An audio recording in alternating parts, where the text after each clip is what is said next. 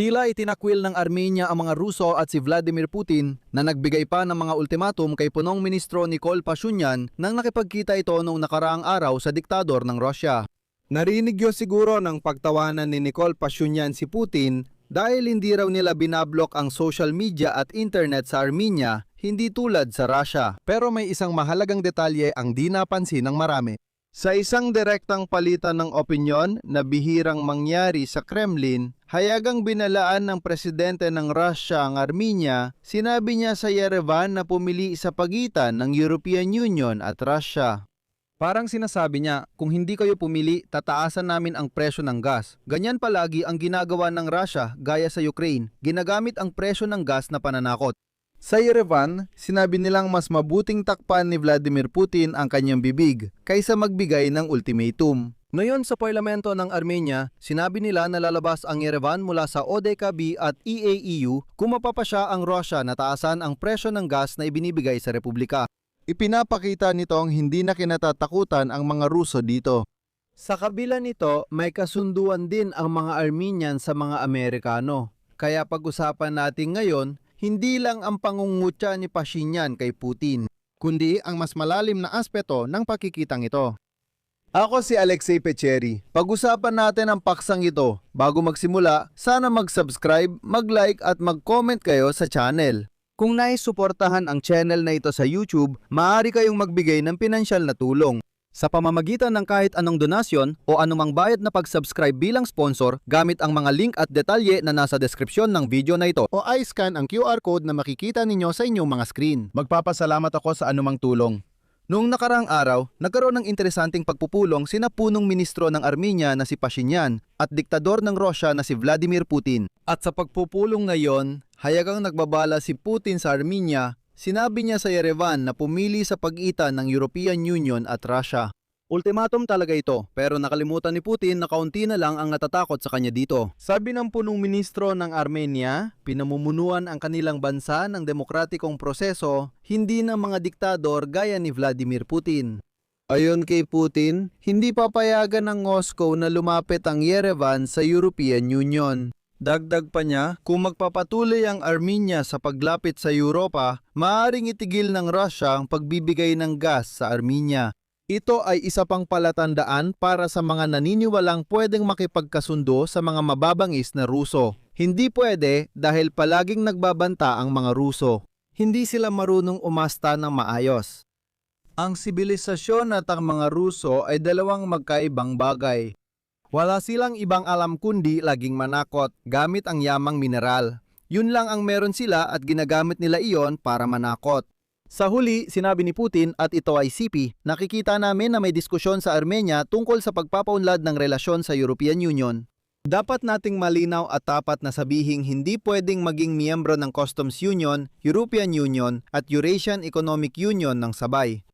Gusto kong banggitin na ang Eurasian Economic Union na ito na itinatag ng Russia noong 2015 ay kinabibilangan ng Armenia, Belarus, Kazakhstan at Kyrgyzstan. Layunin nito ang malayang galaw ng kalakal, kapital at lakas paggawa sa mga miyembro nito.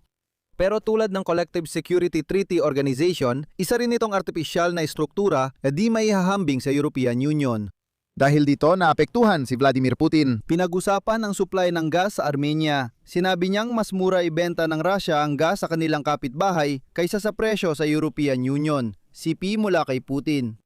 Ang presyo ng gas sa Europa ay higit sa $600 kada 1,000 kubikometro, samantalang ang Russia ay nagbebenta ng gas sa Armenia sa halagang $177.5 kada 1,000 kubikometro. Tandaan ninyo, napakalaki ng pagkakaiba. Mula nang nakipagpayapaan ang Armenia sa Azerbaijan, mas madalas na nitong sinasabi na gusto nitong mapalapit sa European Union. Nagpahayag pa si Pashinyan ng planong sumali balang araw sa European Union. Bilang tugon sa banta ni Putin, binigyan din ni Prime Minister Pashinyan na may bagong posisyon ng Armenia sa South Caucasus at dating saklaw ng impluwensya ng Russia di tulad ng Russia. Sabi niya, nagkamali kayo, iba na kami sa dating Armenia. Sinabi ni Pashinyan na kapag kailangan pumili sa pagitan ng Eurasian Economic Union at European Union, malinaw saan pipili ang mga Armenian. Habang wala pa, hayaan si Putin na matuwa na nananatiling nagbabalance ang mga Armenian na yon. At alam nyo, kung titingnan ang paghina ng matagal nilang impluensya sa South Caucasus at ang tuloy-tuloy na hangarin ng Kremlin na impluensya ng desisyon sa politika sa Armenia. Sinabi ni Putin kay Pashinyan na malaki ang pag-asa ng Moscow na papayagan ang mga pro-Russia na puwersa na malayang makilahok sa parlamentaryong halalan sa Armenia na itinakda ngayong Hunyo. At naalala ni Putin na may ilang mga pro-Russia na kinatawan na ikinulong. Halimbawa, binanggit ni Putin ang Russian-Armenian na bilyonaryong si Samvel Karapetyan na inaresto noong nakaraang taon matapos manawagan na patalsikin sa kapangyarihan ang pamahalaan. Tapat na sinabi ni Putin na hindi niya maintindihan dahil may Russian passport naman talaga ang tao at automatikong ibig sabihin hindi dapat galawin. Naiintindihan mo ba kung anong realidad ang ginagalawan ng mga Russian at ni Putin?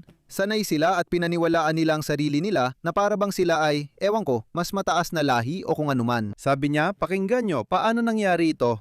May Russian passport siya, paano niya nagawang ikulong siya? Pero, uulitin ko ulit, nakalimot na sa lugar si Vladimir Putin. Wala na siyang kapangyarihan dito, tapos na. Ganito ang sagot ni Pashinyan sa kanya, narito ang CP. Paalala lang, ayon sa batas ng Armenia, ang mga kandidatong pampolitika ay dapat may eksklusibong pagkamamamayan ng Armenia. Sa ganitong sitwasyon, walang limitasyon sa pampulitikang oposisyon. Ayon sa konstitusyon ng Armenia, ang may pasaporteng Russian ay hindi pwedeng maging kandidato sa mambabatas o punong ministro. Paalala, ang Armenia ay demokratikong bansa na may tuloy-tuloy na prosesong pampulitika. Bukod pa rito, paalala ko rin ang ating mga social media halimbawa ay ganap na malaya, walang anumang mga limitasyon. Kaibahan sa Rusya, sa Armenia ay walang mga bilanggong politikal. Sa kabuuan, wala kaming mga kalahok sa prosesong politikal na nakakulong. May mga naniniwala na sobra ang demokrasya sa Armenia, pero para sa amin, prinsipyo ito.